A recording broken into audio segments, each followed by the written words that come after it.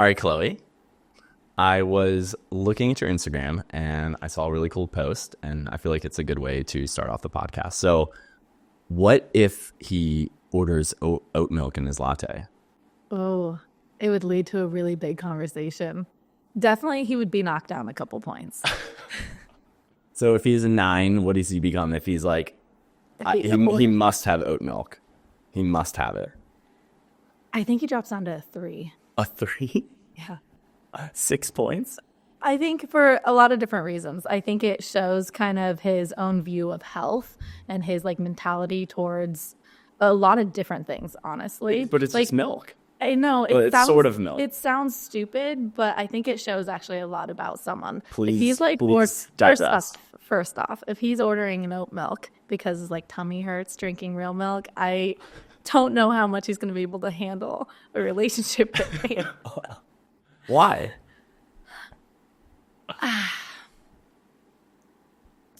So this is where this comes from. I spent years being vegan, and I was like heavily kind of indoctrinated into that that kind of paradigm of thinking of, oh, we are like wrecking the planet by eating meat, and we need to be all vegetarian. We got to be eating cashew milk and soy milk and oat milk. That's not and all actually those things. Yeah, it's not actually milk. But I was so heavily indoctrinated in that kind of ideology of like, this is like wrecking climate change. This is so bad for, regular milk is so bad for our health and all of that. And I know what it's like to be in that thought process and to view health in that way. And I don't want to go back to that. And so if a man is like ordering oat milk, I'm like, have you not done your research? Have you not like, what if he just likes oat milk? What if he hasn't, what if he just is like, what do you mean, Chloe? Like, it's just milk. Does it really matter that much? So that's what worries me. Because, okay, you haven't thought about it? Yeah, so I experienced this in one of my last relationships, where someone that I was with was very plant-based when we first started our relationship, but she was very, and I think this is like the key differentiator here, because people ask me all the time, like, oh, could you like date a vegan or something? Like, I don't think I could either, but here's the thing. Okay. When I started that relationship, she was very plant-based. But the reasons why was I just thought this was the healthy thing to do. And like, why should I not be? Right? She was very open to changing. Right? And I think that's like the differentiator is like, once I gave her different information and different sources, she did her own research and then not only like looked around to see, oh, is this a better way? And then also like tried out the better way. She quickly changed and turned into a total like animal-based girly. And so what if he's just like, well, like. So I 1000% understand, and I get your point. Like 1000%. But still, Here's my thought process on it. Like, yes, 100%, and no one's going to be perfect. And of course, you're going to like share new things with people, and if they're open, that's really great. And I would hope that someone I'm dating is open to new thinking and new ideas. But I'm 30 years old. I'm probably dating at least a 28 to a 40-year-old. Yeah. They really haven't like dove into health in any way, shape, or form. Like they're so on that side of things. Yeah. Like I think it's just that. It's interesting. I had a conversation with one of my girlfriends about this the other day, and we were talking about, a lot of the stuff that happened during the pandemic and everything. And it's like, yeah, of course, no one knew what was going on. And so many people quickly dove into getting vaccinated and into just kind of agreeing with everything that was put out there. Yeah. And I'm like, totally understandable. And I kind of want a man who's a little bit more forward thinking. Yeah. Let me really think about this and not just like kind of be a sheep in the masses and follow along. So I think it's the same thing with the oat milk, where it's kind of like, did you think about this a little bit? So it's a joke. And also it's kind of like, yeah, I'm really curious. Like, have you heard of raw milk? Do you... Or even just milk. Yeah. Do you buy like from organic farms? Like, what is your view on what it means to be healthy? Because in like my household with my kids, like they're going to be eating butter, milk, cheese, meat. Like I'm not going to be making them like bowls of separates and things like that. Like we're not doing that. So I think it's just like, okay, if you're a successful man, if you are a healthy man, that's someone I would be attracted to. Why are you drinking oat milk? Okay, fair. Unless you have a severe allergy and you're like... But then why even need the milk at that point? It's not even milk. Like personally, like for me, milk doesn't, right now in my life, milk doesn't suit me that well. Right. And I notice it, I just don't drink it. There you go. But butter is fine. So I just put butter in my coffee every day. There you go. There you go. Exactly. On that note a little bit, something that I thought was a really cool, I can't remember who talked about this. Someone important I was listening to, but they were talking about doctors and like their response during COVID. And it might've been like Brett Weinstein. And he was like, you know, when you're interviewing doctors, because you probably should interview your doctors, because if you're going to trust them to make, you know, important decisions about your health and very serious decisions, you should probably interview a few and make sure you have the best one. A really good question to ask is like, what did you do during COVID? Right? What did I do? No, what did they do during COVID? Right? Like, were they someone who just sat back and took in all of the information and just followed along, or were they someone who questioned it? I actually think it's a very good question, because it's like, we want our doctors to, one, know health, but you also want them to somewhat be like polymaths, in the sense of you can take principles from many different subjects and integrate them into a holistic approach towards health, because it's not all just about prescribing medicine and looking at numbers, and it's about understanding human and understanding nutrition and understanding circadian health and understanding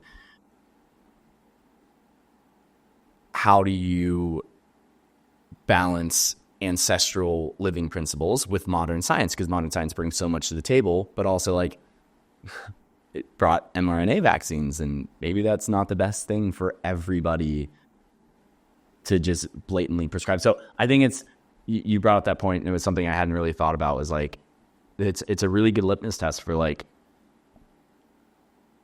someone's, I don't know. Someone being a forward thinker. Yes. And critically thinking about very large decisions, or do they just push it to the back of ostrich, head in the ground? I don't care. And just personally, that's not the type of man that I want to marry in the households. Fair. You know what I mean? Yeah. So that was the whole thing with the oat milk. Some people definitely got a little bit mad in my DMs about it. And other people laughed and they're like, I totally agree. So yeah, most of the things that go kind of viral on my page are very controversial topics. And it usually has to do with veganism, actually. Yeah. Because people are so heated about the subject. So I want to dive into this, because I think you have there's so many reasons I invited you on the podcast, but one is your experience and what you do for a living. And I think it's very powerful, because I think a lot of women, particularly women, and that's something I want to get into. So we'll start with this. I think a lot of women struggle with disordered eating patterns, negative body image. I have ideas of why that is very prominent, but I'm curious to hear your thoughts as to why you think women struggle with that way more than men. You know, it's really interesting. Like the more and more, so I dealt with an eating disorder for 11 years of my life, and now I'm 30 years old. I've been recovered for nearly 6 years now. And like every single year, I unravel and understand my whole journey a lot differently. And it's like every year there's a new this was one of the main sources and causes. And it just kind of all starts to make sense. The more and more I talk to women and I hear their journey and I understand it, I'm like, oh, okay, this is where all of this is stemming from. So an eating disorder is not something that you just wake up one day and you go, I want to have an eating disorder. Yeah. Like, this sounds great. It's, you know, years of feeling like I'm not worthy enough and I feel like I need to be perfect to prove myself. It's years of being told by diet culture, you shouldn't have the hamburger, you shouldn't have the steak, you should have the salad to be a good girl. Yeah. It's like years of, you know, you relating to the masculine in a certain way. I know for me, that was a big part of it. I think my brothers, I love them, but I think they were a big kind of source of the narratives that I created of like, I'm not good enough and it's weaker to be a woman. So like I have so many core memories of me just feeling like I'm not as good as my brothers. I'm weaker than them. I'm not as strong as them. I am stupid. I'm a stupid little girl. I just get in the way. Like I had all those narratives growing up, which made me then feel unsafe in my femininity because I didn't see it being portrayed as a very like powerful, beautiful thing. I think my mom was very in her masculine as well. And that created this whole dynamic where it's like I felt very uncomfortable stepping into my womanly body, having curves, growing breasts, getting your period. Like all of that was very like, whoa, now I feel very uncomfortable. I don't feel like I was held in that. And I feel like a lot of women aren't held in that. And they don't even understand their menstrual cycle. I didn't even tell my mom for like a whole year that I had my period. I was so embarrassed to tell her. That you've had it. That you got That it. I had it, that I got it. I remember finally I told her, I was like, by the way, remember you said you were going to like take me out shopping if I got my period? Well, it happened. And I was so nervous and that was it. And then she's like, well, are you good? You have things? I'm like, yep, I do. I had an older sister. God. So I was like, yep, totally fine. I steal everything from her bathroom. Did your older sister know?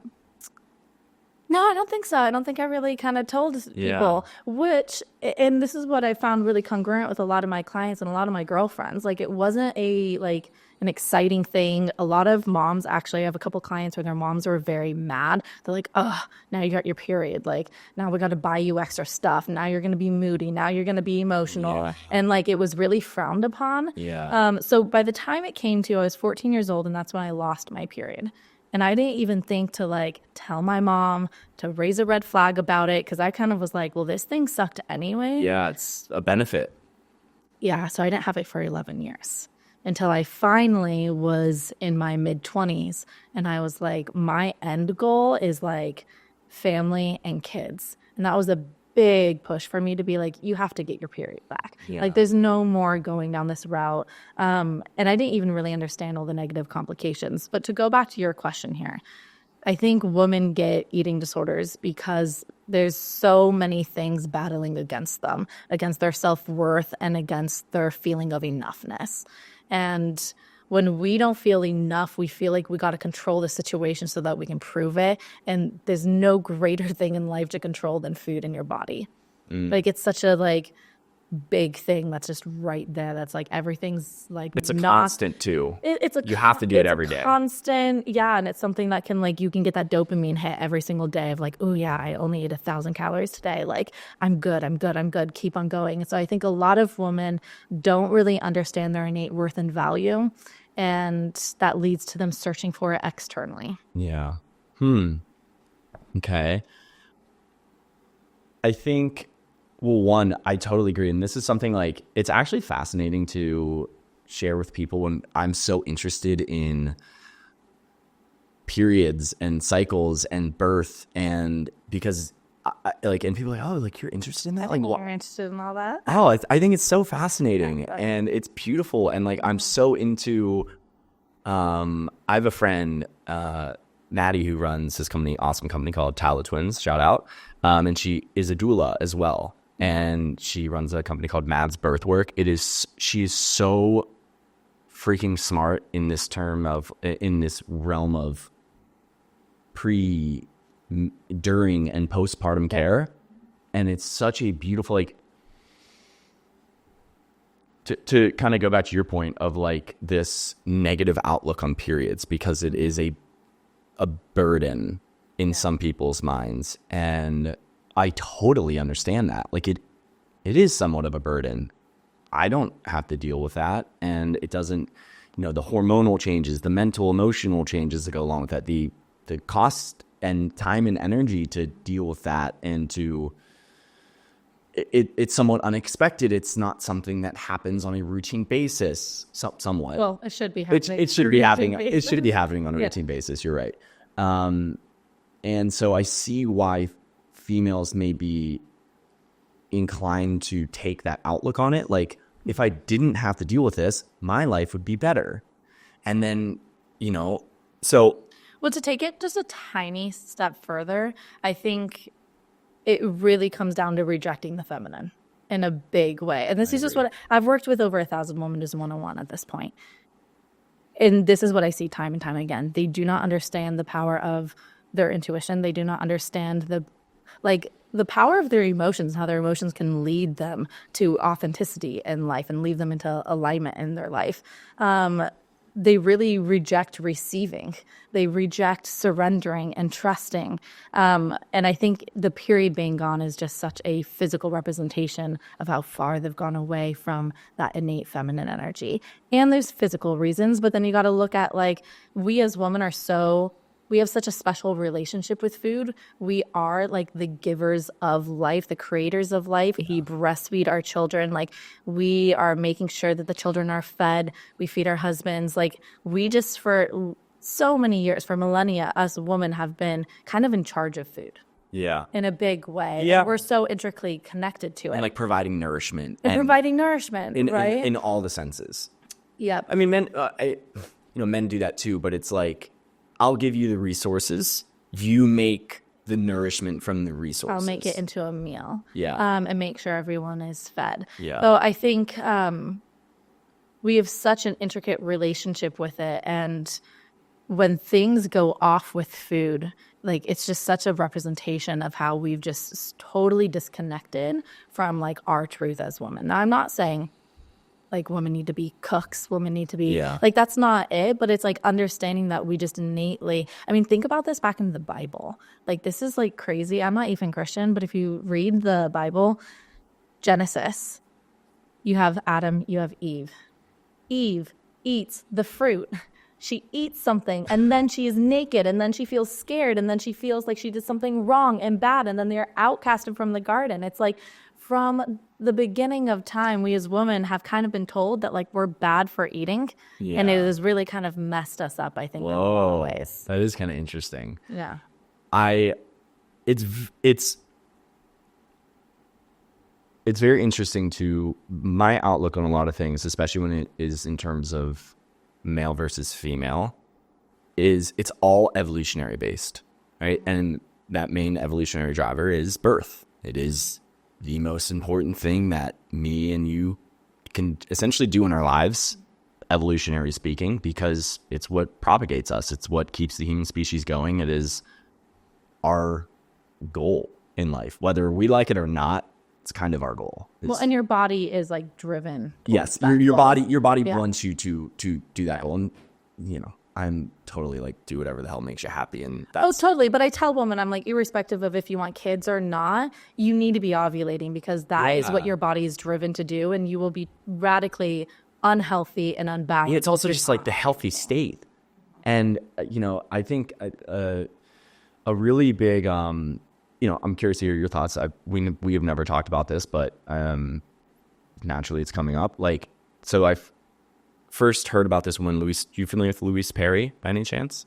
No, actually. She was on Jordan Peterson a few times, and she wrote this book called The Case Against the Sexual Revolution. And one of her key points in there is when birth control was invented, it radically skewed the game of mating, sex, birth, and because it made women now treat sex like men do somewhat and view it as a recreational activity that isn't sacred, that isn't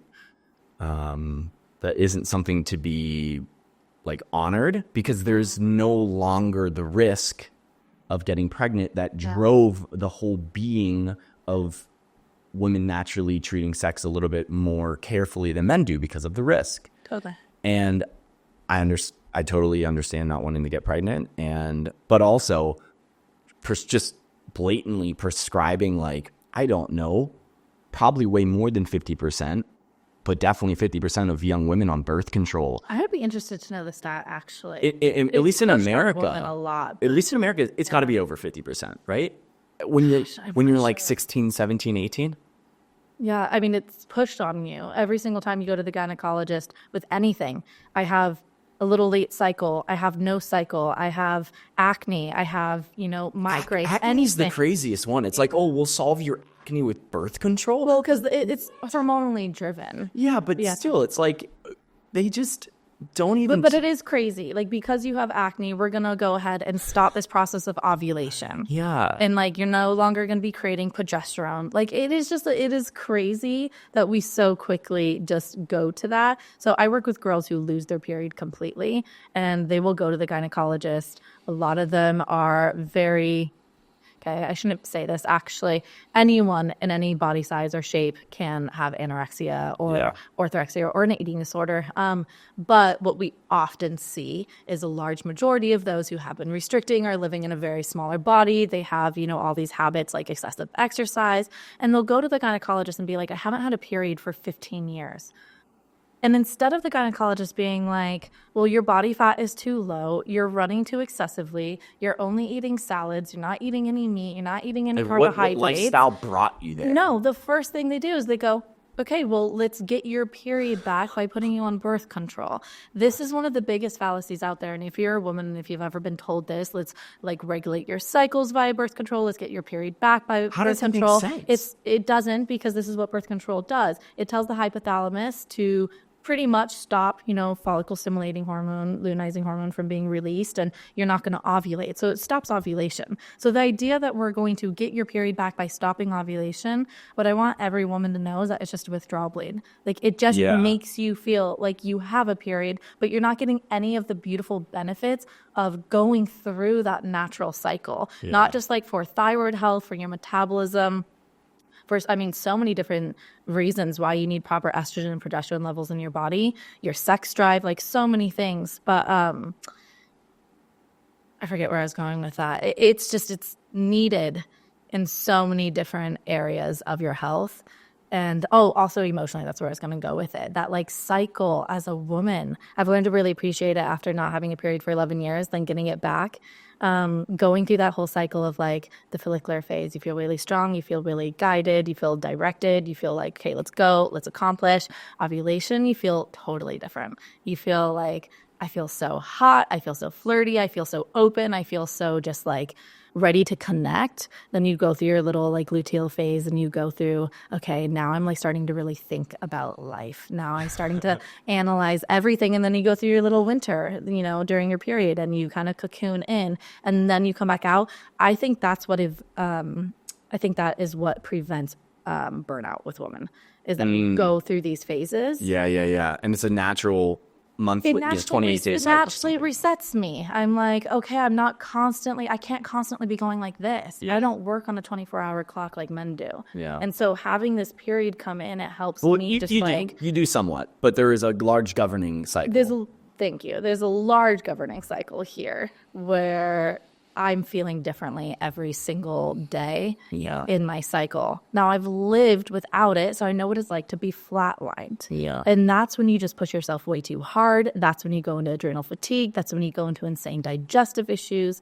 That's when your health just starts to really break down, because I could push it every single day working out. Now I can't. I'm on period day 1 today. No way in heck am I going to the gym. She's still in the podcast studio. And I'm still in the podcast studio. I'm sitting up vertical. It's great. But I'm not going to go to the gym today. Why would I? I need to slow down. I need to honor the fact that I'm bleeding today. And a lot of women, we're in this world where we're trying to push women to be little mini men, then like work, go, create more, do more.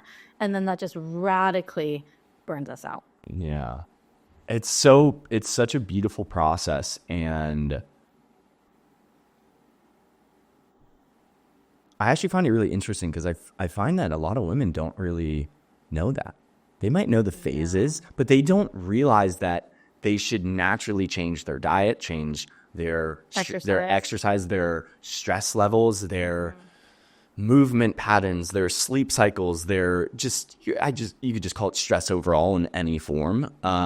They need to change that via their cycles. And I actually think I was in a beautiful relationship recently where I really started to take that into consideration with how I interacted with my partner. Yeah. And how I was like, I am keeping track of her cycle so that I know how I need to change my forms of communication, the way I interact, to make that, better. And it was a learning process, that's for sure.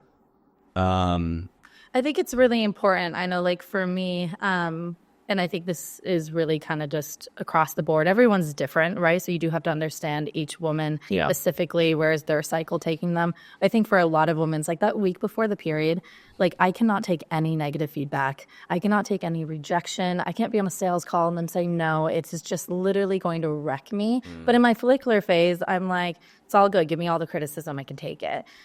So it's important for for a partner to know, like, hey, that is not the time to start being like, can we have a big conversation? And this is what I'm noticing about X, Y, and Z. I'm going to sit there and I'm going to punch you in the face. And I'm going to be so mad. I'm going to be just unable to really hold it in the way that I would want to hold it. So how do you approach that then? Are you like, I can't have this conversation right now?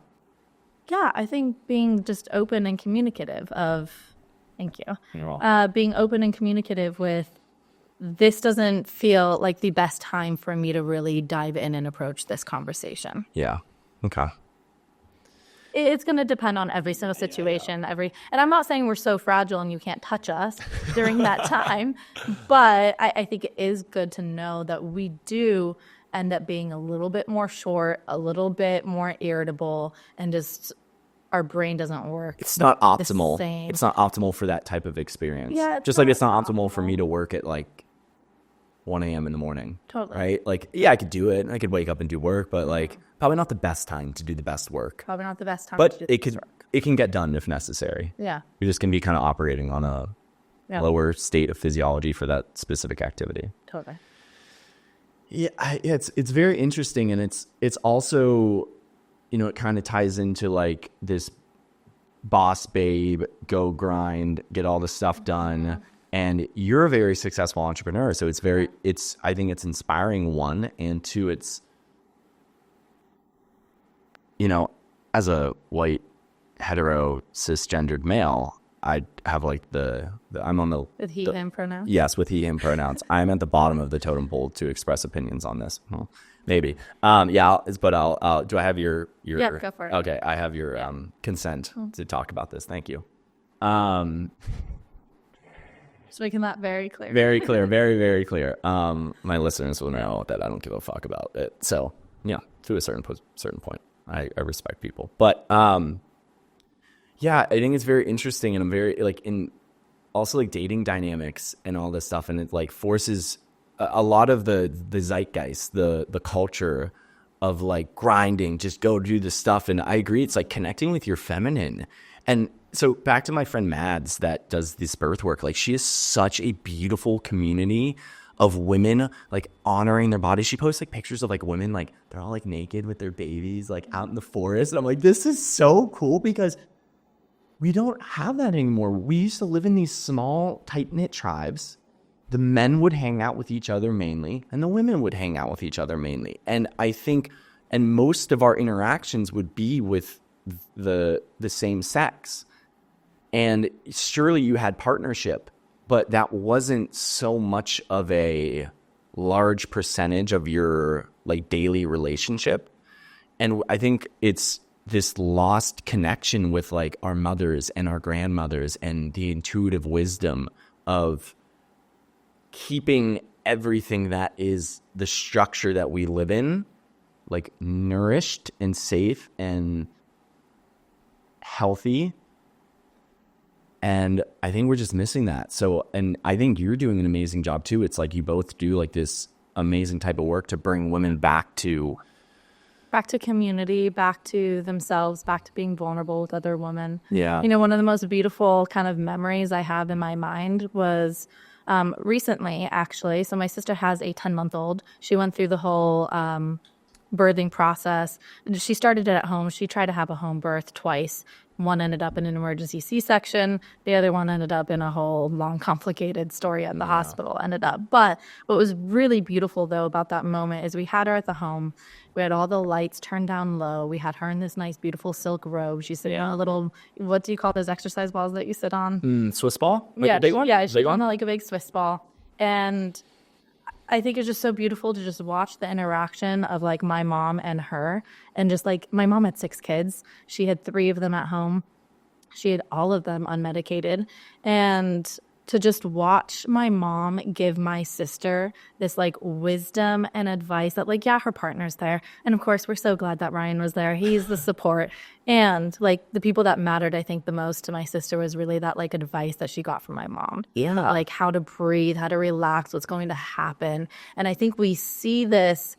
Well, actually, maybe I should say we don't really see it too often, but I think we see it in those who are more reaching for the home births. We see that there is this, you have your midwife, you have your doula. I was born by a midwife. I was born in a bathtub at the top of the mountains in Santa Barbara. Aw. And like you do have that passing of wisdom that happens in that space. All we see is either one, I talked about this recently, like we only see either the negative outcomes of like home birth, right? Like the negative, the crazy things that can go wrong. Yeah. Or we get this like super modernized, industrialized hospital birth setting. Yeah. Which is like weird, like really weird. And also like, I don't know if you know this, but like, I think, okay, I don't know that much about birth, but they put women's legs like up in stirrups. You want to be more in that's the not right that. position. It's like not the right way to do it. And I That's the reason shouldn't they do speak it. because I haven't been through birth, but yeah. But that's not the way that like it's meant to happen. And I thought that it was like a king. Well, could you imagine kind of like... Sorry. I couldn't imagine being in that position. Could you imagine trying to like push out a big poo in that position? Like that's just kind of awkward. Yeah. It's just I think my sister, I wasn't there at the actual birth in the hospital, but I did see videos afterwards, and she was on her knees and yeah, and it's just such a beautiful process, and I think we like if you can imagine back in the day, and even like not that long ago. And also, like, all around the world, people experience birth in so many different settings that I think we just don't see because, like, we don't get accustomed to that. Well, I think a lot of women don't have connection with their bodies and they really fear. I mean, I talk with women that can't even, like, understand if their body is wanting a banana or not. Like they're overthinking it. Is it too many carbs? Is it too much sugar? Should I not have it? Should I have it after I have some protein? Like they overthink it all. So then I think when you ask a woman who's been in large part very disconnected from the power of her body, that's going to be a really scary process to go through birth. And I get why they would not trust it. They would want to just like, give me the epidural, and I'm not saying epidurals are wrong or bad, women shouldn't get them, but I'm just saying I think that's why a lot of women wouldn't feel comfortable even thinking about doing something like a home birth because they don't have, and maybe that's the one moment that they finally do have that type of connection with their body where they're like, whoa, okay, my body knows and understands what to do. But I work with women all day long who just second guess constantly the wisdom of their body.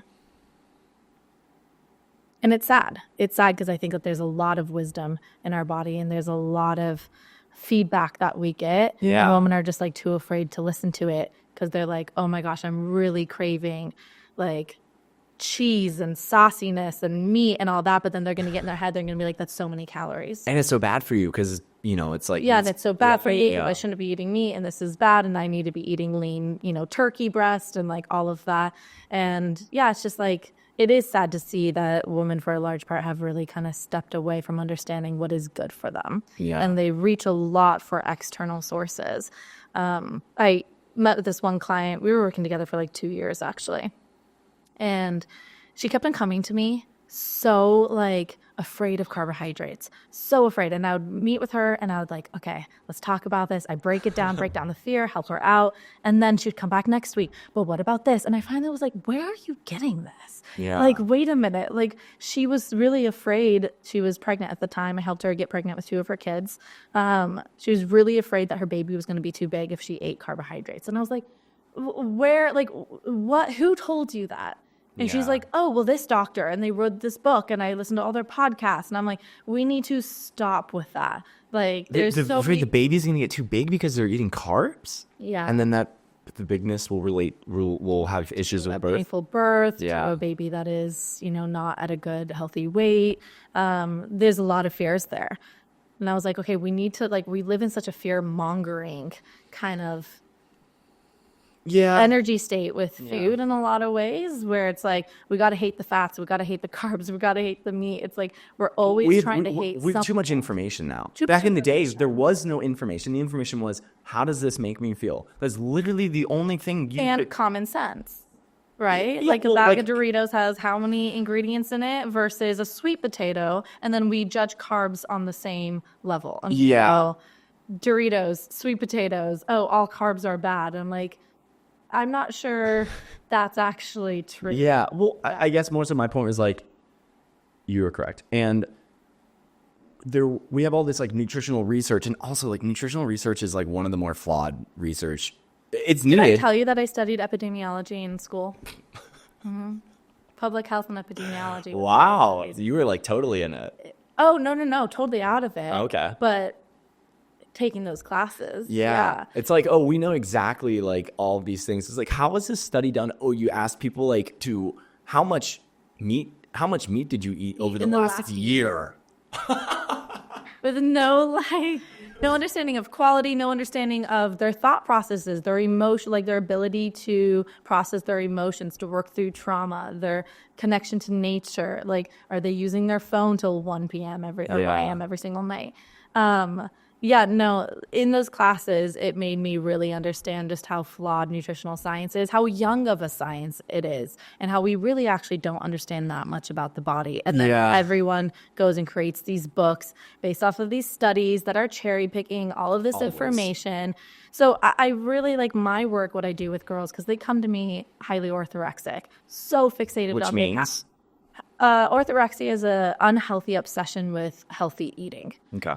The healthy eating is determined by what they believe to be healthy or not. Yeah, so it's a line that can be moved all over the place because it's more your relationship with it. And how does that? I've been orthorexic in eating a keto diet. I've been orthorexic in eating a vegan diet. Yes. Like, it's all just like what you perceive to be right. It really has a lot more to do with perfectionism. There's a lot of OCD in there and all of that. But a lot of these girls come to me and they're like, no, this is the right way to eat. I have to eat this way. And it takes a while to process through. I'm like, okay, but you don't have your period, but you're not sleeping well. You have digestive issues. Like, your body is telling you and guiding you that like this is not the right way to eat for you. And I think that's like one of the most important parts of it is I shared with you this recently. Like, and this was kind of my point earlier, like all this information is almost a distraction because we just need to learn how the damn food makes you feel. Yeah. And like, that should be one of the biggest indicators of whether or not that meal is good for you in that moment, because sometimes I shouldn't be having a huge amount of carbs. Like last night, I shared on my story, I ate a 2,000 calorie meal with 2 cups of rice, but I didn't eat. I ate some rice early in the day, but I just had played a massive hockey game that was very intense for me. So yeah, so you felt like, so this is the whole thing. I think especially women, when we don't feel safe, we as women are always craving safety. Like, is that a dark alley? Should I be walking down that dark alley? Is my door locked? Like, we're always trying to figure out, like, do we feel safe? It's a huge part of kind of our psychology. When we haven't created safety in our life, so many ways that we can do that. When we haven't created emotional safety, when we haven't created safety in who we are, we're always going to fly it up into the mind because the safety no longer is found in the body. And so the mind's going to take over because the mind's like, how do we get to a more safe situation? Yeah. That's when we start to overthink the food. We're totally disconnected from this. They don't feel this. They're only up in their mind. And if you ask them, well, how's your body feeling with this? They don't even really know how to say that or to articulate it. They're just so in their mind about it. About, oh, well, this person said this. I need to eat this way because that has. And I'm like that. And then they can't trust the fact that, so with a lot of girls that I work with, I'm like, listen, you've had a, say, negative perception of a chocolate croissant for years. But go ahead and go to a coffee shop, cute little environment, be with your girlfriends, have a chocolate croissant, and tell me that your body didn't love it. Like, we overthink it though, but it can't be. But it has to be bad. I'm like, there's so much more to food than just even the nutritional component of it. And we have to look at Like, I know for me, a chocolate croissant, that's my mom. That is me living in Paris when I was 15. That is like my heritage. I love chocolate croissants. They, to me, just like make me feel so at home, so just like nostalgic. It's one of And the I best pastries. Yeah, it totally is. And I absolutely love it. But to then come in from a nutritional standpoint and go, this is wrong, this is bad, this is like too much sugar, too much processed flour, whatever it is, like we're not understanding that there's more to nutrition and there's more to health than just the nutritional components of a meal. Yeah. And nothing can replace that like feeling of healthiness when I go and eat the chocolate croissant. Because it feels like home, which allows me to relax, which helps me feel safe, which helps me feel like I belong. And those are the most important things when it comes to like health. Yeah. Is like, do you feel like you belong? Do you have community? Do you feel like safe? Good about what you're doing. Yeah. Yes. One of the, what this comes up is a female that has had a very big part in my life and in journey is one of my friends, Camille, who, does similar work to you. And she has this quote that I have said many, many times, and I think it's beautiful, is like, there's no bad thing in the world. Nothing is bad, just your relationship with that thing can be bad. So this is what I studied. I studied dynamic eating psychology, which is not what do you eat, it's who are you as an eater. What thoughts, feelings, and emotions do you bring to the table? Because that's going to be the thing that impacts your metabolism the most. Yeah. Yeah. And it's really fascinating. That's what got me to unravel out of all of my orthorexic tendencies, my anorexia, everything, is I understood, oh my gosh, it's not about what the food is. It's about my energy towards it. If I'm eating something and I have so much fear over it, I'm literally shutting down the digestive process. Yeah. Like your body's probably going to not want to digest stomach ache, it. not want to digest it, all of that. Because it's like, as you actively eat the food, you're like, I don't want this. This isn't good. This is bad for me. So your body's going to be like, this is bad for me. I don't want to do this. So I love eating nourishing food, and I do. And also I have no fear of food, and I eat everything because I understand that principle. Yeah. If I just receive it and just totally welcome it in, my body's strong. My body's going to figure it out. It will take what it needs, leave what it doesn't, and that's okay. And like that got me out of the massive fear, the almost like panic I had of like, it has to be perfect. And I was like, no, it's fine. I actually trust that my body's strong enough to be able to deal with anything. And it's all about me just actually fully receiving it. That spurs into a whole conversation about me learning how to receive in general, which is my whole journey of stepping back into my feminine, because I was extraordinarily masculine for years. And I finally was like, no, it's okay. I can receive that. I can receive the pleasure from food. I can receive the goodness from it. And I don't have to overthink it or think that I'm not worthy to have that chocolate croissant. It's a whole It's crazy how much men don't think about this stuff. God, I'm just thinking with like, I was just had the thought of like, wow, that has literally never came into my mind. That's so funny. No, women all the time, they think like, I feel guilty for eating that croissant. I wasn't worthy of it. I didn't deserve it. I didn't earn it. I didn't burn enough calories for it. Like we get in our mind. Food is just very symbolic. Well, I say it this way. Whatever's happening on our plate is happening in the grander scale of our life. It's simply just a mirror. Explain. It's simply just a mirror for what's going on. Okay. So if we are feeling, think about it this way. Food is just symbolic for life. Food gives us life, okay? Yes. So if we are feeling very hesitant with life, if we are feeling very unsure about it, we're going to see that in our food. We're going to see us feeling very hesitant with eating, very hesitant with exploring. We want everything to be safe. We want it to be exactly the same because over here in life, we're feeling like, holy crap, I feel so unsafe. I need every single day to be the same thing. So I see women all the time just kind of working through their bigger kind of psychological issues through the food. Yeah. It's something I learned from Peterson was that like women tend to experience negative emotions more than men do in general, or have the propensity to explore negative emotions. And pretty much most of those negative emotions always come back to the body in some type of body image issue, some type of disordered thought patterns towards themselves. And that usually manifests through the body. Do you find that to be somewhat accurate of a statement? Yeah, totally. Yeah, it's really interesting just how much we will think so much about food and not just like relax into the nourishment of it. And I think it's also like kind of a multitasking thing, because like I feel like back in the day, it was very like longer cooking, longer time and energy. There was no way to just go grab food somewhere. Yeah. It had to be prepared by someone. It had to be harvested and gathered by someone. And even more recently, when you could still go to the store, it was still a long process. You couldn't go to the store and just grab sushi and eat it in your car. It wasn't a thing. Yeah. Right? And great, awesome. Modern life is so amazing that we have all these supermarkets. But, you know, like in my training as a Czech practitioner, what we taught in terms of diet was this type of metabolic typing, where one of the first questions, it was actually really cool. So I'll dive in this a little bit because I find this is very helpful for people. We can hear your thoughts on it too. So one of the two strategies that we learned to help someone give an outline for a potential diet that might work right then and there was, what is your ancestry from? And a very simple heuristic for that was, are you a polar type? Which means, are you from the polar regions? Is your skin lighter typically? Or are you from the equatorial regions?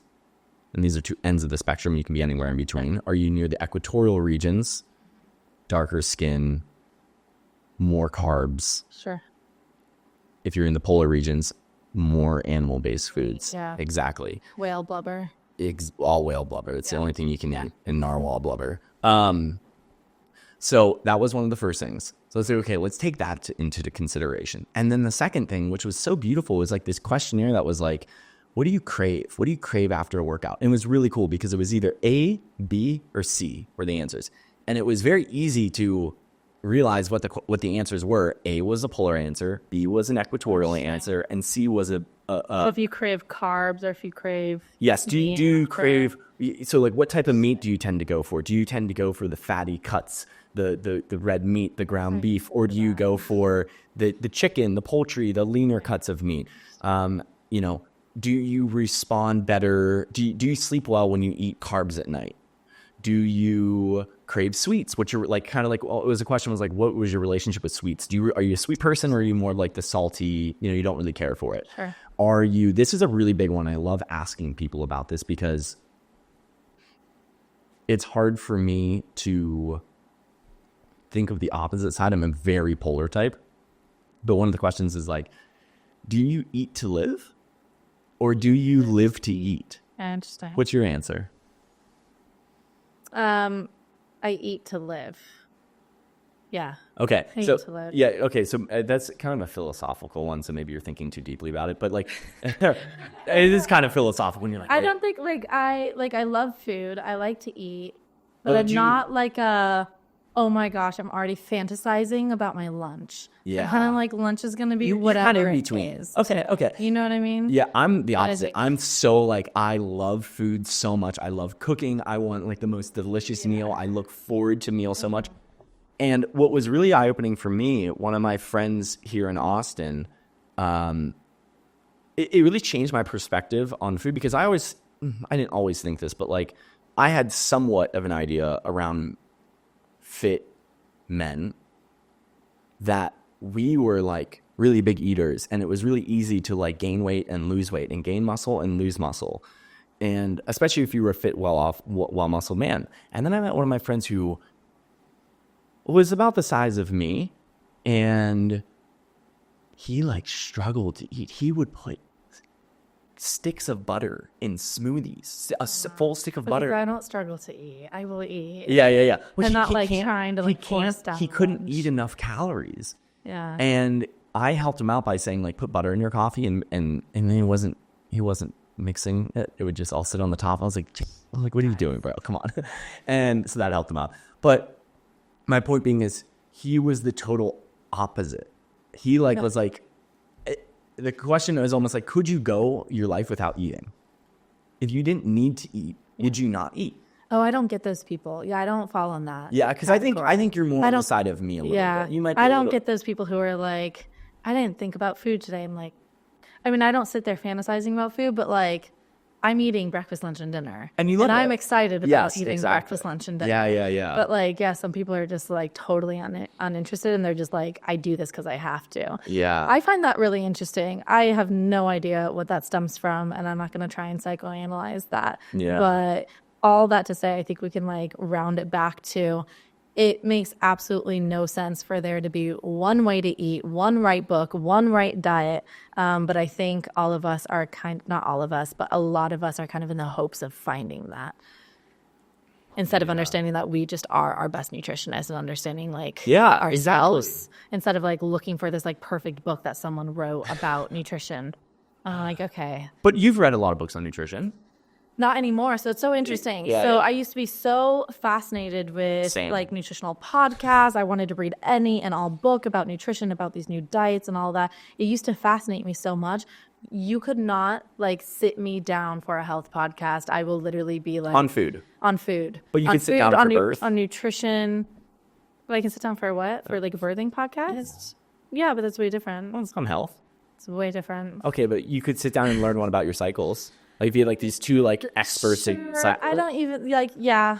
You're pretty well versed in that. Pretty well versed, and so I don't know. I don't ever listen to health podcasts. Yeah, but with nutrition, it's like the answers are quite simple. It's quite simple. So this is what I find fascinating about it, and this is what my career has been: is helping people understand what food has meant to them and understanding their psychology around food. Yeah. That's fascinating for me. That like tells me so much about a person, so much about their life. At that point, it's just self-development, but I'm seeing it so clearly being played out with food. And I have like an eye for understanding what's actually really happening in their life by how they're going about their meals, how they think about food, how they relate to food, and all of that. And that's what I find fascinating, and I could talk like all the day long about it. Yeah. But if someone wants to like argue the like facts of nutrition, I'm like, we're already like, you've missed the mark. Yeah. Like you're drinking the oat milk. And you even mentioned drinking the oat milk at that point. You mentioned it though, where it's like you look at, what were your ancestors eating? I think a lot of us don't understand that is probably a great route to go. Yeah. Like for me, I'm French. I do really well with bread. Don't tell me about your gluten-free diet. I love bread. Yeah. It works well for me. I do really well with butter and cheese and like all of that. Someone who's maybe of Asian descent won't do as well with cheese. Yeah. And dairy. And there's also like what a lot of people don't realize is, and this was really beneficial for me. I never went and did this, but I learned to pay more attention to it. That especially with carbs, it's not all carbs are related equal. And something I learned from a guy, Rob Wolf, by any chance? He runs Element. He's a big paleo guy. He was like one of the bigger paleo guys back in the day. And he had this really cool protocol for testing your blood glucose after a certain bolus of food. So you would take a certain amount of bolus of food. It's a sign. I know. It's okay. That's how scientists. I'm a scientist. A bolus. I know I say that, and then people are like, "Oh, I get it." But like, yeah, a certain amount of food. So you take like 50 grams of carbs, something like that. I don't know.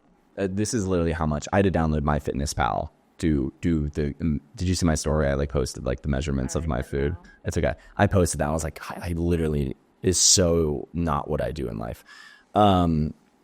Is track my calories and all the things.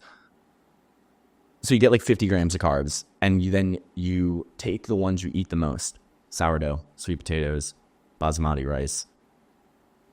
Yeah, I don't know. Same. That's it. Yeah. Syrup, dates. Well, So I think it's more like complex carbs. So maybe you do dates, maple syrup. I mean, I eat so much maple syrup. You could do that. You could take like a little swig of maple syrup, and then you would test your blood glucose. Like, I can't remember specifically. I would imagine if I had to think through something smart to do, maybe like 30 minutes and then like 90 minutes after. And people will respond completely differently. You will have a completely different response than I do to those foods. Yeah. And then it's probably a good idea to pick the ones that might have less of a blood glucose spike. But you can even take that further and go, why are you spiking in glucose? Like, what's happening in your life that your body's unable to process? Like, there's going to be variations for everyone. But if it should spike a little bit. Sure. But if someone's having, like, major dysregulation issues with sugar, I'm looking at so many other different things. Like? That could be... I I'm looking at the consistency that they eat. I'm looking at, honestly, and I know this sounds ridiculous, but when you dive deeper into my work, I'm looking how they feel about themselves. Okay. Like when we are in constant attack mode, that tells me we're in high cortisol, we're in high inflammation. Then they can't digest. Then it's a whole, like we can't just like, it's the whole, everyone has their eyes closed and we're holding different pieces of the elephant. Have you heard of that? No? No. I think so. Yeah, it's I don't even know what you call it, but the idea is like nutritional research can kind of be like every single nutritional guide, like holding on a different part of the elephant blindfolded and being like, you're holding onto the tail and you're like, it's a tree. Oh, yeah. You know what I mean? Yeah. Like, No one can see that it's They an don't elephant. They don't understand it's an elephant because this is the elephant. It's So the foot. when it comes to someone having blood sugar issues, yeah, sure, maybe we need to monitor food, we need to shift food, but a lot of it is like actually what's really happening. You're in a job that you hate, you wake up at 4 a.m. because you're not sleeping well, you're hating every single moment of your life, you're in a toxic relationship, that's dysregulated. Yeah, but that's so much work. I just want to focus on food, Chloe. This is what I'm saying. That doesn't work. Okay. It's so beautiful to think that we can just isolate the food. And I'm not saying food doesn't matter. Yeah. But like, we can't just think that because this is the fallacy, and this is what I find a lot of women believe. If I just figure everything out with food, every single thing in my health is going to be fine. And I'm like, that is such an illusion, and that's a fallacy, and that does not actually, it doesn't equate to that. You could have the perfect diet for you, and it's still not going to get that great. No, because if you're living totally out of alignment, so let's take this example. I've, dated a lot of different guys that have been very toxic and it hasn't been good relationships. My nervous system, so dysregulated. It is taking me years. Like for my last partnership, it's taking me 1.5 years to finally feel like me because that's how dysregulated I was. I have pictures that I've taken, I would send to one of our friends, and I'd be like, what is going on with my stomach? I was so bloated. I was constipated. I literally, nothing was happening. It wasn't about my diet. My food has pretty much stayed the same. I've not changed anything in my diet over the last year, but now I no longer deal with bloating. Why? Because I actually worked on I've worked on the healing from the toxicity. I've worked on coming back into myself, having my own feeling of internal power, that own sense of I feel grounded in me. That's so important. When I feel grounded in me, it's very hard to get me bloated. You know what I mean? But when I feel so ungrounded, I feel like I'm rushing through everything in life. Of course I bloated. It doesn't matter what I'm eating at that point. Yeah. You know what I mean? And to bring this back to you take the feminine approach, I'll take the masculine approach. We're just so super stressed. You're eating so quickly. You're not giving your body time to digest. We eat, I do this. I listen to a podcast. I watch something. Now, I make sure I'm relaxed in that moment. We're just swallowing food so quickly. Yeah. Right? You're eating very fast. Well, the other day I ate a meal when we were talking, and then I was my stomach was so bad. It has nothing to do with the food that I just ate. I knew it was because I was talking, and I'm kind of I'm not taking my time, and then I'm oh my gosh, I have food on my face, and now I'm overthinking this, and oh my gosh, and then I was my stomach hurts. Yeah. And I'm okay, it has nothing to do with that food I eat all the time. Nothing was bad. Yeah, see, that was a great example because I was oh, is it something new? Do you eat this often? You're no, I eat this all the time. This is just... and you were just I know what the answer is. Just okay. Yeah. I don't eating in front of people when I when someone else is not eating, and then I'm just oh my gosh, you got It is kind of awkward to eat in everywhere. front of someone when the other person isn't eating. Yeah, it's a weird feel situation. it's actually too. Then I'm you paying attention? It's my own issue. It's my fault. I take responsibility for it. Yeah, I'll make sure I bring snacks with me next time to eat. Yeah. I don't eat my snacks anyway. I give you mango today. Yeah. So to kind of change it up a little bit, something I find very fascinating is while you are this super feminine female, you're also a badass athlete. And yes. I think so. Yeah. We played tennis recently. You were killing it. You beat me in tennis. And wow, you admitted that. I know. Yeah. Okay. I might have given you a few. So I might have changed my game a little bit, but you were really good. And I hit some of my best serves to you. Like I said, I have ever hit because of volleyball and the biomechanics of volleyball that's better for doing. I smoked a few at you and you hit them right back, which is awesome. And you're also a badass high rocks athlete, and not to put you in that category, but you do I that. love high rocks. You could put me in the category. Yeah, cool. But, Yeah, it's so fun. I want to go to an event, even though I wouldn't participate. I want to go to an event soon. Maybe I'll go to Houston, right? Yeah. Yeah, March maybe I'll go to 16th. Houston. When is it? I think March 16th. I'll be in Buenos Aires. Exactly. I'll be speaking Spanish in Buenos Aires. That's fun. Yeah. And yeah, so like, I know that you kind of went through a journey. You were a pretty good cyclist, and Like bicycle could be like tricycle. yeah. Okay. And something that I learned, and however we want to go about this, but is like the unhappy triad. No, wait, unhappy triad. Female athlete triad? Yeah, the unhappy triad is when women tend to break their knee, they tear their MCL, their ACL. Female athlete triad? Yes, which is... Or RED-S, relative energy deficiency in sport is what they've now named it. Yes. Because it includes men and it includes very lots inclusive of things that happen. Yes, and people who don't identify as men or women. Gotta throw that in there. Yeah, we have to throw it in there. Come on. So it's amenorrhea, low bone density, and is it... I'm going to go with either it's a mental thing or it's excessive exercise. Loss of period. Well, it's amenorrhea. I think it's loss of period bone. Oh, you said amenorrhea. Yeah. Yeah, loss of period bone density. Might be heart complications. Oh, it might be.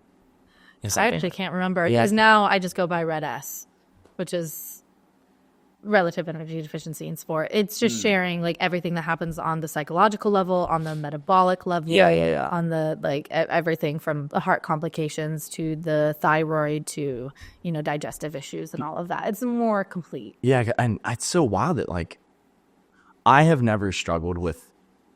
Well, I wouldn't say that. I wouldn't say I never struggled with over exercise.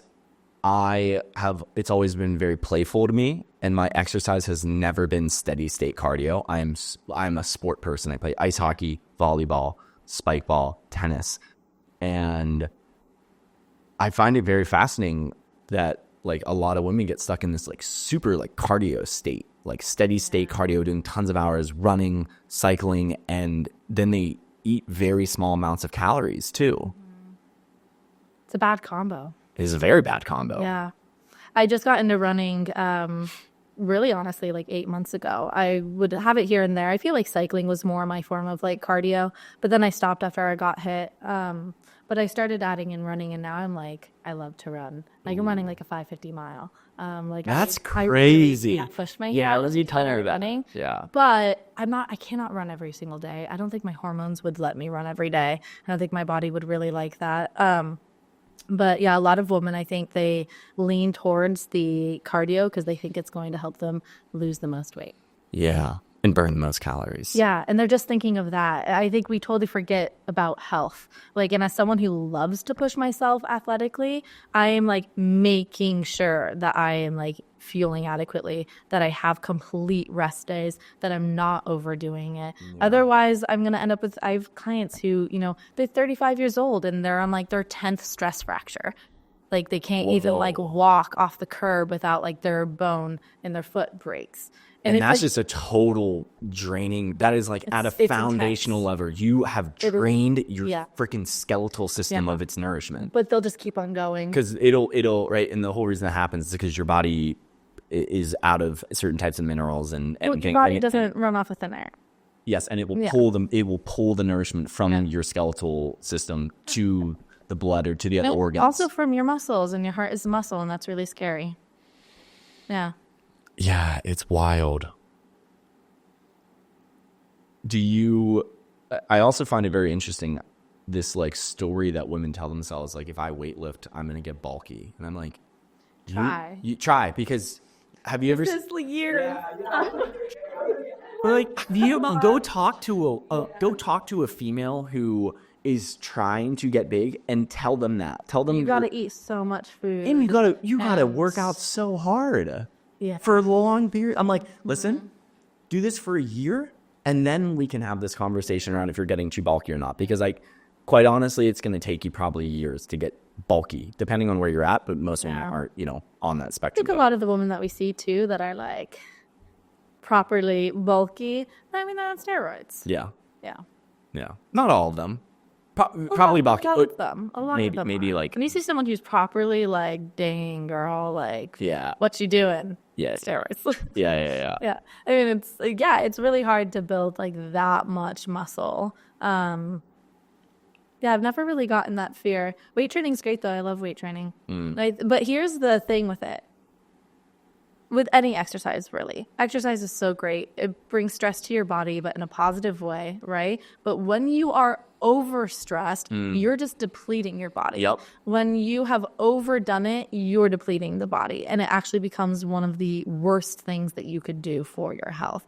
So a lot of the girls that come to me who don't have a period, like the first thing I do is I'm like, you have to stop working out. Your body's already telling you we don't have enough energy to maintain the normal functionings of our body. A period's not extra. A period's not like, oh, this is an extra fun little thing my body does. No, that is like what your body does. And when it's not It's doing like essential of female physiology. 1000%. So I'm like, if your body's not doing it, we got an issue here. Yeah. But I ran myself. So talk about like now I'm very strong now. I love just athletics, sports, anything like that. I love pushing myself. But I went through years of being obsessed and addicted to exercise. I would exercise for like 7 hours a day. Like I would bike an hour to the gym, work out for 2 hours, bike back another hour, like then do a long walk later on, then do yoga. Like it was literally every single day. It was insane because it just became such an addiction. I needed the high, but I needed more and more intense and longer to get the high. It's the same thing with like alcohol, right? Like you need more beers to then start to feel drunk. So I was exercising so intensely, and I told myself, or how I justified it at the time was, I'm building bone density. This is healthy for me. Like I need to have good cardiovascular health. My heart rate was like resting heart rate was like 35 beats per minute. That's not healthy. And I know we say like athletes have like low heart rates. I don't think it's healthy for an athlete to have a 40 beats per minute heart rate. Like I think that that's 50 like is good. yeah, I just think that that's not a good sign that our like heart Your body's is, going like, cold. It's slowing down. Yeah. So I had all of these things. I got a bone density scan, osteopenia at like 18 years old. Like it was just crazy the depletion that was happening to my body. But I was trying to justify all the working out by saying this is healthy, this is healthy, this is healthy. But like there is such thing as too much of a good thing. And once you pass that tipping point with the exercise, you're just straight up depleting your body, and it's the worst thing you can do. Yeah. Something that was always very hard for me when I was coaching people was explaining to them that they have too much stress in their life and that exercise might not be the best thing right now because you're overstressing it. Your cup is already too flow. The way we explained in the Czech Institute was, and I think it's a good example, is like you have a bucket. You have a bucket of stress, and actually you have different buckets for different types of stress, but they all funnel down and summate, like we talked about on the central nervous system. And when that bucket becomes too full because of stress, whether it's mental stress, whether it's about the job, or relationships, about your food, about your exercise, about something coming up, XYZ. When that overflows, that water that is overflowing will then have effects on different systems in your body, whether it's your nervous system, your skeletal system, your hormonal system, your digestive system. And then that's the way that your body tries to speak to you through those systems to tell you you are doing something wrong right now. You're overstressing yourself.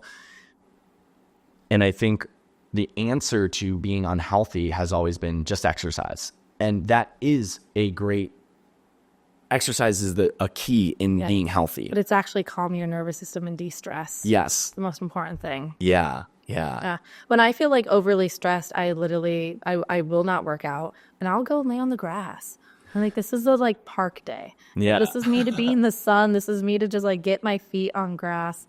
And like but here's the thing. Girls I work with, they'll get in their head about it, but I can't rest because then I'm not burning calories, then I can't eat food, and then I'm going to get fat, and then I won't be lovable, and then people won't see me as successful, and then I'll be alone my whole life. And it's like that's how much they're thinking, and they're like, I can't just go and sit on the grass. Because no one will love me. Yeah. But then it creates this like cycle because their body is like, their adrenals are shot. They're so bloated, say, all the time. Yeah. And then they're like, I got to work this off. I got to become unbloated. So let me just go and like work out more. And it temporarily for like maybe 20 minutes helps it. And then they like have more bloating. And then it's a vicious cycle. And they don't understand that if you just actually stopped and maybe did a light walk, Yeah. the bloating would go away. You wouldn't have this problem of consistent bloating. It took me years to finally understand this and to like unwire the fear in my head from just like eating but not exercising. It was like definitely highly correlated. I think that's why a lot of girls go towards the cardio, and you see them as cardio bunnies and they're just working out like all of the time. Yeah, it's never been interesting to me. Cardio bunnies? Dating cardio bunnies? Yeah. No, not dating cardio bunnies, just being a cardio bunny. I'm like, my body is just like not built for that. And I've never been inclined to do it. Except But it's draining. It definitely is draining. I feel it. that's so boring to me. Like, you couldn't pay me to sit on a freaking treadmill or run. I because I broke I'd shared this with you, but because I broke my femur, my knee doesn't do great on like long asphalt running. But it's fine playing volleyball and ice hockey and all these other games. It doesn't hurt at all. But you give me like literally a 1/4 mile run on some asphalt and it will start to hurt pretty bad. Yeah. So I think running has been helpful for me recently to like process a lot of my just like emotions and like just kind of work through things. yeah. But there's a tipping point where it just becomes a numbing thing. There was a funny picture that one of my clients sent me. I think it was in the Boston Marathon, and there's someone who was holding a sign, and it was like therapy was an option. And I cracked up because how many people are using running just to like numb out and to like run away from their problems. Yeah. So there's always a tipping point, and you got to look at all of that. Like, how am I relating to it? Is this healthy mentally for me, or am I using it as a way to numb out, forget my issues? Like, it becomes a point where it's not healthy and processing, and it's just like, all right, we're just running ourselves into the ground so that we have no feeling. Yeah. Okay, I want to switch this up a little bit because I want to get your thoughts on a different subject. Okay. Go. Bitcoin. Oh, gosh. Yes. I think you're very smart in terms of crypto stuff. go And for so it. like, I don't want to get into like all the different shenanigans with crypto. I'm kind of newer into the realm. I have been paying attention to it for a long time. Yeah. And to me, what's fascinating is like the technology behind Bitcoin, because there's so these other coins and these currencies, but Bitcoin stands alone. And you can correct me if I'm wrong, but from my understanding, the most important part of it is that all the transactions are private and publicly visible, right? And there is a finite amount of it. And something that I have heard Michael Saylor talk about a lot. Oh, you know who Michael Saylor is. Look at you. Yeah, look, I pay attention to it. I just Owner of MicroStrategy, if you're not sure. who invests Just tons of Bitcoin, like one of the biggest. He doesn't own the most Bitcoin, but he's one of the biggest. He is the Getting there. super bullish on. He's the most bullish on Bitcoin. He explained, and then I explained this to my mom because I got her to buy some. It's so crazy because there's no resource in this entire world that is finite. Yeah, it's brilliant. Yeah, it's so cool. So I don't know. Share your thoughts on it. Like, why is Bitcoin so important? Okay, so these are big questions. Yeah. I think my interest, I actually learned about Bitcoin in 2015 or 2016. That's when I bought my first Bitcoin. I met someone who was like, I met him at a party. We were standing around this bonfire, and we just got in this like locked in through our conversation. He was like, this is everything about this like new way of like money that is going to change the world. Yeah. And then he was like, come over to my basement and I'll show you. He was mining Bitcoins. Whoa. He had all of the computers. So I drove over in his red Porsche to his house. And then I was like, maybe I shouldn't be in this guy's dark basement. I don't even know who he is. But right then and there, he's like, take out your phone. Do you have any money? I'm like, I have money. I can maybe put like $3,000 in. Yeah. So I bought about $3,000 worth of Litecoin, and eventually I bought some Bitcoin. Didn't think much about it. And the reason why I'm sharing this is because it's going to get to like why I think Bitcoin is important. I then started really getting interested in it 2020 when the pandemic happened. that's when I was like, it's like everything in the financial world just kind of like got unveiled to me. And I was like, wow, this is crazy. We had inflation skyrocketing. Yeah. That's when I started literally listening every single Wednesday to the FOMC meetings. Like I would listen to Jerome Powell just talk about, are we cutting interest rates? Are we raising them? Like I'd never even heard those words before. And all of a sudden I'm like, I am so interested in our fiscal system and kind of how we... Yeah, it's how money even exists and how so like this crazy. whole process Yep, happens. it's all backed right? on like the dollar and also How we print them to infinity. yeah, and and I beyond. think we're a little short on time, so it might have not been the best time to ask this like lengthy Bitcoin question, because I wasn't. We have looking at the 11 clock. minutes left. I think we only have 2 minutes left, Oh, okay, great. right? Because I think I only had it for 90 minutes, so I think we're kind of at the tail end here. Maybe we'll have to do part Wait for 2. someone to knock. Yeah, true. We'll might have to do part 2 in Bitcoin. Yeah, it's just, but on like the kind of to like wrap up that little subject too. Somewhat, we don't have to wrap it up, but like, it's just they control all of the levers in money. Yeah. And with Bitcoin, and I think in America, we have this weird perspective on money where your money is safe somewhere. Your bank won't steal from you. They're not going to, at least yet, they're not going to penalize you for doing certain transactions with certain people. But they did during COVID, which was something that was a big wake up for me, was like, oh, like we're going to, like in Canada, if you support the truckers, if you've donated to the truckers, then we're going to take your bank account away. And also, like, what a lot of people know is our U.S. government and Elizabeth Warren have been running this little freaking organization in our government. Do you know about this? That has just been debanking people who try to start more cryptocurrencies. And it's so crazy that we just, like, some of the biggest generators in our country are just completely getting debanked and not allowed to hold their money because they are actively taking little steps to, one, benefit themselves, benefit the greater community of financial wealth and financial sovereignty, but that directly attacks the system. So we just let people get debanked. Well, and they also have like huge transaction fees. If you're trying to wire over $5 million, you're going to be hit with so much just fees. I mean, that's how the bank makes their money. But with crypto, we're taking away the middleman, which is great. Well, people make money. That's the whole process of it, right? The miners, the people who hold the mines. Sure, it's in a different way. Yeah, true. No, it's in a different way. It's less of a middleman. But no, crypto is really fascinating to me. I think any kind of new technology is really fascinating, and I do spend a lot of time researching in it. I invested heavily in 2020. I started buying gold, like actual gold coins. I had like a stack of them, and then I was like, this is pointless. Like, we have kind of evolved out of this. We're not using gold. We're not going to use gold as a stand. Like, we do. But like, do you know about Elon Musk recently? What he wants to go do? No. He wants to go to Fort Knox and see if we have all the gold we say we have, and he wants to live stream it. Yeah. See, the whole idea of like everything's, I mean, we're not backed by gold anymore. But you say we have a certain 1970s. We got off of. They say that we have like 5,000 tons of gold.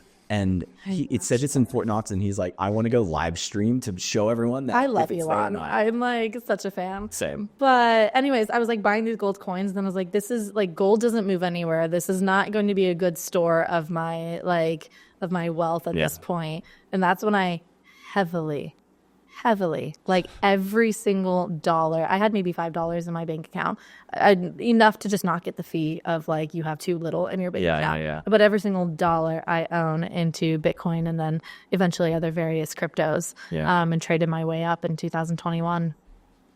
There we go. Yeah. Cool. All right. Well, I don't want to overstay my welcome here in this awesome, beautiful new podcast studio. So, Chloe, thank you so much for coming on.